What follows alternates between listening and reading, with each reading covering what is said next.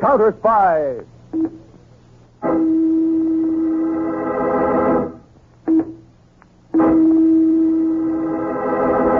Washington calling David Harding, Counterspy. Washington calling David Harding, Counterspy. Harding, Counterspy. Calling Washington.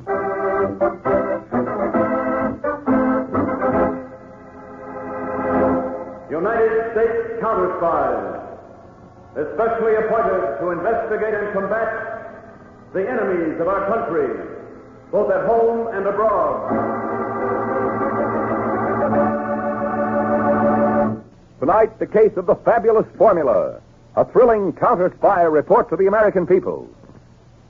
And now to Counterspy.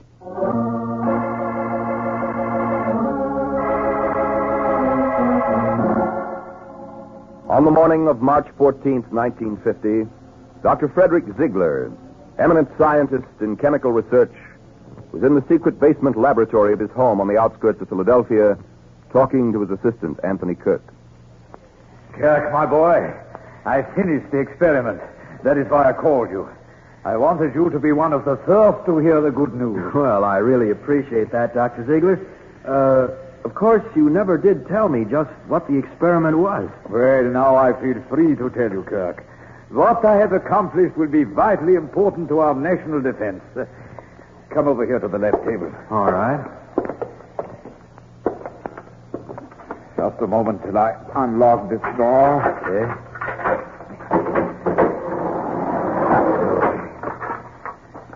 Well, Kirk, here it is. It looks like mica. It is mica, my boy, in a way. In a way? It is an artificially produced matter with all the invaluable properties of mica inherent.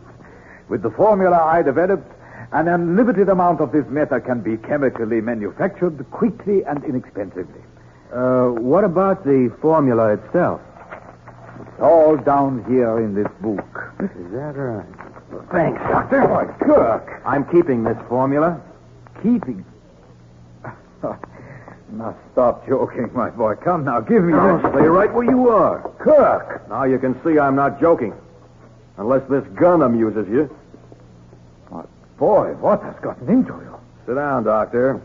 On that lab stool there. But, Kirk... Sit down. Don't you try to move. What are you going to do? I'm going to perform an experiment of my own. Just for you. Now watch closely. I take some cotton out of the wrapper in the medical aid kit here. That's the first step. Now the second step. I pour some of this nitroglycerin onto a handful of the cotton. And then I let it soak through for a moment and dry a bit in the air. And then I stuff it into this crucible on the lab table in front of you. Now, Doctor, what do you think of my experiment so far? You have made gun cotton. Uh-huh. A simple but effective explosive. Now we need a fuse to ignite our gun cotton, don't we? So we pull out a long strand of the cotton, stretching at the length of the lab table like this. Now, we're all set to make the test. You're going to kill me. Oh, no, Dr. Ziegler. You're killing yourself. You see, chemical labs are notoriously dangerous places in which to work. You're going to have an accident which destroys not only you, but seemingly your formula, too. Kirk, I hope when they get you... Sorry, no time for bitterness. Goodbye, Doctor.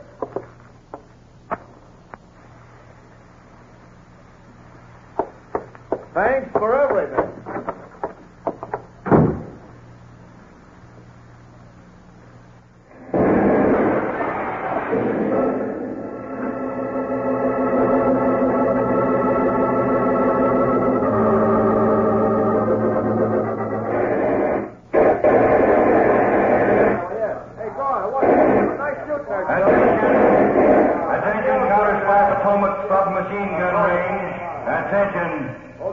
This is David Harding. Will Agent Harry Peters please discontinue his target practice and drive back here to Washington immediately to meet me in the lobby of the National Standards Bureau. At 2 o'clock, we are scheduled for an important defense matter conference with Mr. Carson.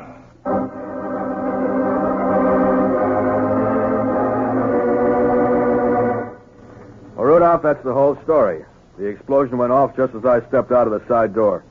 Now, Kirk, you're sure about Dr. Ziegler's housekeeper, huh? Positive. Today is her day off. And you're also sure that the formula on these pages you gave me is complete? There's no mistake about that, Rudolph. Good. There's Freddie now. Yeah, wait a minute. I'll let him in. Come on in, Freddie. You. Well, nice work in getting that formula, Kirk, old chap. Thanks for the compliment, Freddie, but right now I'm more interested in getting paid off for my work and leaving Philly. I received a message from the contact. This note was delivered to me a half hour ago. Read it, Rudolph. Find the living symbol of an empire, and you'll discover it's educational and entertaining. Yes, those are the directions where to meet the contact, whoever he may be. What kind of a stupid kid's game is this? Freddie, you told Rudolph and me we'd get our share when we delivered the formula. Yes, when it's delivered to the contact. Well, I've been working a bit on this cryptogram. The living symbol of an empire. All right. The British Empire. The lion. Does that make sense? Yeah, let me see that again. Lion, educational and entertaining. Sure, the public library. No, you forget, old thing. It says living symbol. Those are stone lions. Now, look, I've done all the dirty work so far, and I want money for it, not puzzles. I want money. Hold on, Kirk. What now? Lions. Living symbols. Yes. Come along, you two. Where are we going, Freddie? Why, to the Lion House, Rudolph, old chap. The Lion House in the Park Zoo.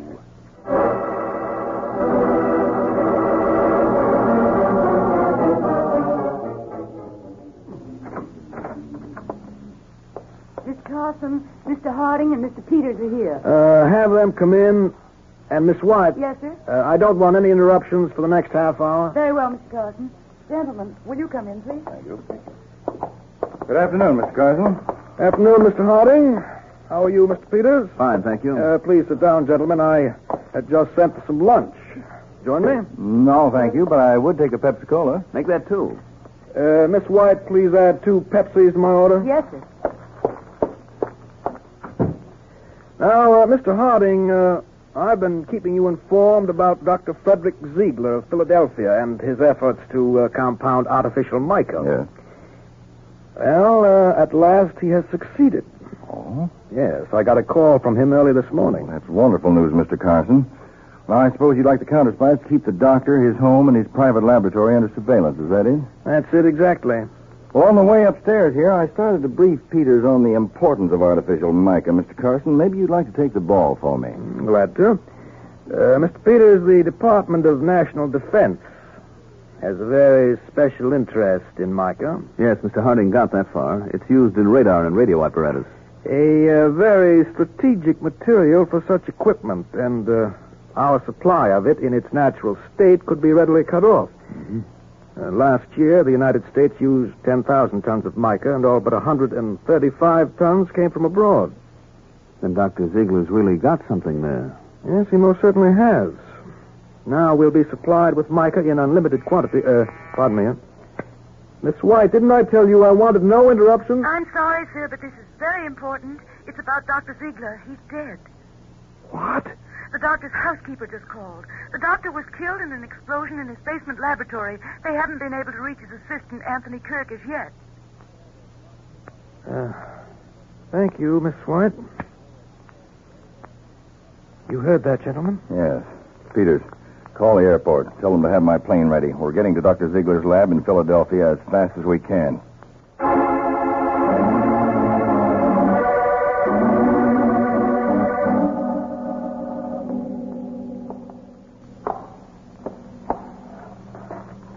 Nasty, huh, Dave? Very nasty, Peters. After the explosion, the papers on the table here must have caught fire. I wonder what Ziegler was doing when the explosion went off. Well, from the way it looks, he was mixing something in his crucible. Peters, Look at this on the side of his forehead. Yes. Small blue marks, like letters. One of them reversed. C-O-T. Mm-hmm. Something with printing on it was blown against his head, blown hard enough to leave the imprint of those letters. C-O-T. I wonder. Wait. That first aid chest over there on the wall. Peters, look at this package of cotton. Part of the label has been torn away with the letters T-O-N left on it. I think we have the answer to the explosion, Peters. Gun cotton. Gun cotton? Plain medical cotton, probably soaked with nitroglycerin, a crude but most lethal explosive. I got you, Chief. The fragment of the wet label blew against the side of Ziegler's head, imprinting the letters. Exactly. That means the explosion was definitely no accident. Definitely. It was a scientific murder, planned to hide the theft of a vital American defense secret.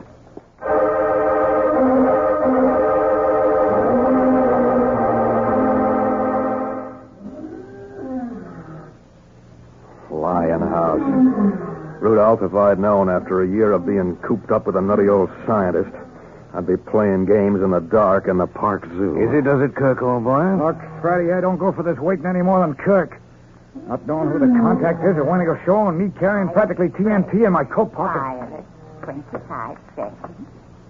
Violet, gentlemen. Look, we don't want any. Hey, watch where you're going. Violet, for your pretty lady. Only 25 cents a box. I said no. Get out of here. Beat it. No need to be surly, Rudolph. Here's a few coins, Mother. You can keep the posies. Just hop along like a good old girl, eh? Yes, sir. And thank you, sir. Right. Violet. Press Violet. You're a smart one, Freddie. Why'd you give that old dame a handout? She's liable to remember us and... Did it occur to you, Rudolph, that your ugliness may have made a more lasting impression if I hadn't amended matters with a few coins? Freddie is right, Rudolph. Freddie is right. Okay. Only you two are beginning to give me a rope. Rudolph. What happened to him, Freddie? There, Kirk. You can see now what happened. A knife in his back. Who threw it? Where did it come from? There's no time to worry about that now. I've got to get out of here quickly. The formula. In his topcoat pocket. Hurry, get it. Okay, fine. Well, Kirk, don't stand there. Now that you have the formula, let's skip along. I haven't the formula. What's that? Here. Look at these pages. Nothing on them. They're blank.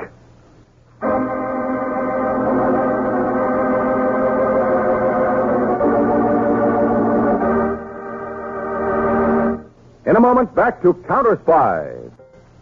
And now, back to Counterspy.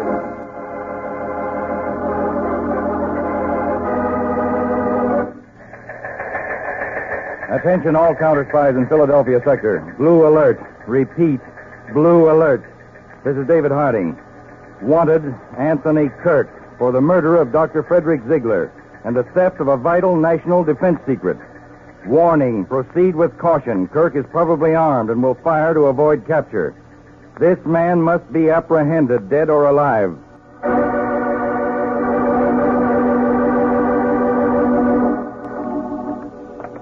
We'll be out of the park in a few moments, Kirk. Lucky no one saw us near Rudolph. What bothers me, Freddie, is what could have happened to the formula that was in Rudolph's pocket. I have an idea, Kirk, that Rudolph was trying a bit of fancy business on us. You mean a double cross? Right. It probably left the formula papers in the apartment. Sleight of hand, you know? All right, but who threw that knife? I have an idea about that, too, old chap. I believe that knife was meant for one of us. What? I believe Rudolph's plan, with the help of an accomplice, was to rid himself of us one at a time. Oh, and he stepped in the wrong direction and got the knife. Here, hold up, old chap. What's wrong? Up the walk a bit. The flower woman. We can't let her see us. It's too late now. She's coming this way. What do we do? We still have luck on our side, old boy. It's getting quite dark. No one's in sight. The bushes on either side of the walk will afford excellent protection. Protection? What do you mean? For what? For an ugly but necessary action. All right, here she comes. Violet, only 25 cents a box. Violet? Hello, Mother. Well, don't you remember me? Oh, yes. You're the kind gentleman who was at the zoo. I'm glad I met you again. There's something I want to repay. Well, this is the place to do it. So it is, Freddie. What? Hey, what is this? She's not an old woman at all. But even you didn't recognize me, did you, Freddie? Vivian! But I had no idea you were the contact. Freddie, who is she? Well, Kirk, old chap, I have the honor to present you to Vivian Lawrence. Your unknown employer, Kirk. I don't get all this. Well, I'll be brief, Kirk. I got the formula from Rudolph's pocket back at the zoo. And it was I who threw the knife which killed Rudolph. A knife just like this one. Oh, but why did you do it? Rudolph was working for you as I was. You used exactly the proper tense, Kirk. As you were. All right, Freddie.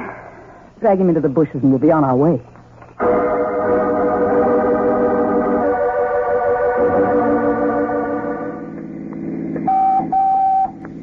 Peters calling Mr. Harding in car C7. Harding, go ahead, Peters. I'm in the city park, Dave. We've located Anthony Kirk. Yes? He's got a knife in his chest. A passerby heard him groaning in the bushes. Kirk is the second stabbing victim found in the park within 10 minutes. The other one is dead. What about the formula? No sign of it, Dave. Kirk hasn't talked so far. The ambulance doc says he may not be alive by the time they reach City Hospital. Peters, get into that ambulance. Have them go by way of Market Street. I'll intercept you as fast as I can.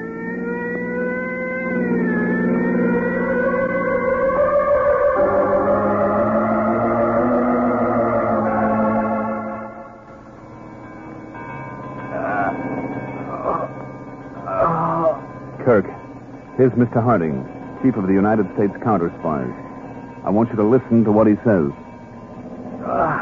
Kirk, you're dying. Talking now, telling the truth, can only help. The doctor says you have perhaps 5 minutes at the outside. 5 minutes? It's your last chance to do one decent thing, Kirk. You did kill Dr. Ziegler. I killed him. And you stole the mica formula. Yes. Where is it? She has it. Go ahead, Kirk. She. Who is she? Her name, Kirk. Name? Try, Kirk, try. Vivian Lawrence. He's dead. Vivian Lawrence. Familiar to you, Peters? Sure is, Dave. We had plenty of trouble with that dame before Pearl Harbor when she was poking around over here for the Tin Caesars. The cleverest operator in the business. You'd say that again. Clever enough to get back into this country without detection. Yes, and clever enough to get out and sell that formula to the highest bidder, unless we work as we've never worked before.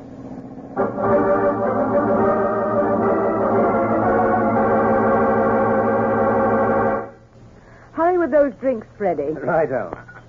Now we continue with our program of musical interludes. Yes, it worked rather well, eh, Vivian? Naturally, Freddie. Everything I plan works well. Really, old dear, you have such a positive nature. Well, I'd have been dead years ago if I didn't, old dear. Now, what about those drinks? Righto. Here you are. Thank you. Well, a toast, Vivian. Here's to this city of brotherly love from which we extracted such a prize. To Philadelphia, Freddie. And $1 million worth of American scientific ingenuity. I must interrupt this program to bring you a special message from Mr. David Harding, Chief of the United States Counterspies. Mr. Harding. What could that dull soul Thank want to you. say? I'll change the station. No, wait. Let it alone. Good evening. Your counterspies have just learned the identity of the person who has stolen the formula of a secret American scientific development. Vivian. That person's name is Vivian Lawrence. Vivian. Be quiet. Now, you can help your government by being on the alert, on a constantly sharp lookout for any woman who resembles the description which I will give to you, and reporting such person to your nearest counterspy field office. Now, here's the detailed description of Vivian Lawrence. She is 36 years of age. Height? We'll get out of this city. Yes, but Where will we go? What do we do? I've found ways out before, and I'll find one now.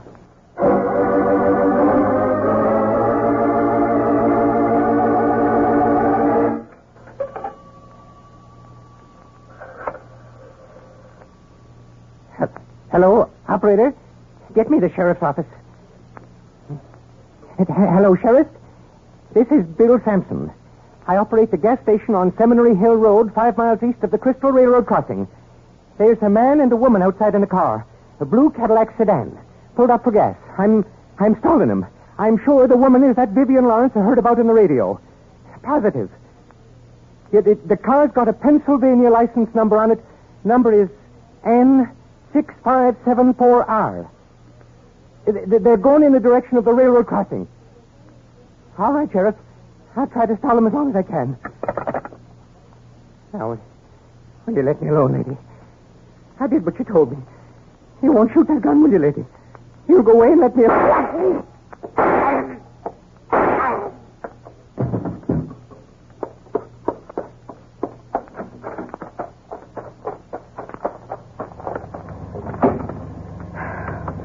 All taken care of, Freddie. Step on it.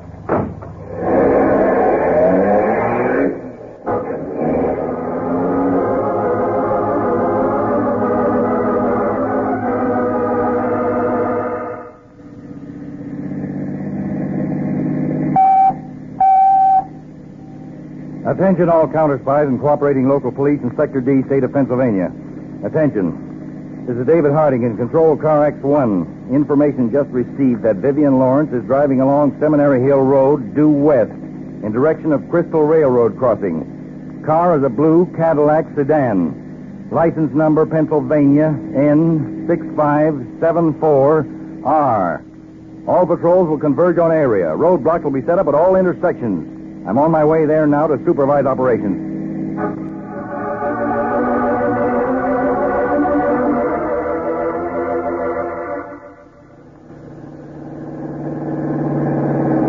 Vivian, I still don't see why you purposely put the bobbies on us. Freddie, I'm getting out of this present difficulty, and I'm just making sure. They'll be swarming along this road at any moment. Just as I planned they should. Well, it all sounds balmy to me. How does that sound to you, Freddie? What, that train whistle in the distance? That train is going to be my ticket to sure escape. Don't stop. But there's a railroad crossing ahead. Never mind that warning signal. Drive up on the crossing and park. But the train's coming. Yes, in exactly 1 minute it will round the curve before the crossing. I've calculated everything down to the last second. Oh, I've got you, old girl. The police know this car and the license number. They'll believe, if only at first, that we were killed in the crash, thus giving us time to escape. Am I correct? Correct, Freddie. Except for one detail. You will die in the crash. What? Don't move. I have this gun pointed right at you. Vivian.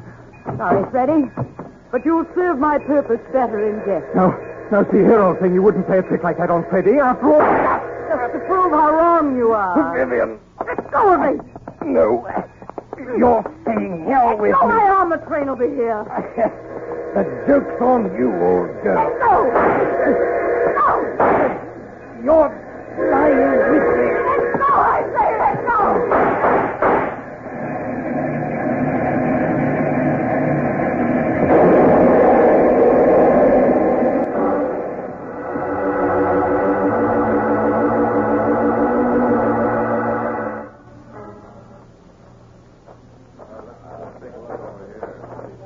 The boys have given me the preliminary reports, Mr. Harding. Everything checked, Peters? Well, the car is splattered all over, but it was definitely a blue Cadillac sedan. Yeah. A license plate was found, too. I wonder just how it happened, Peters. Well, I guess they tried to race the train to the crossing. If that was it, they certainly lost that race. Anyway, Dave, the government will be spared the expense of bringing Vivian Lawrence to trial. Now, Vivian Lawrence may be dead, Peters, but the important thing now is to have our men keep searching this area for the formula. Once that's found, we can mark the file on this case closed.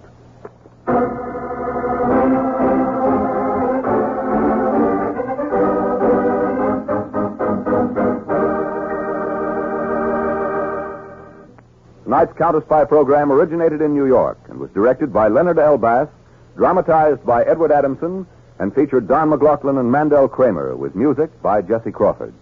This is Jay Jackson speaking. Counterspy is a Phillips H. Lord production.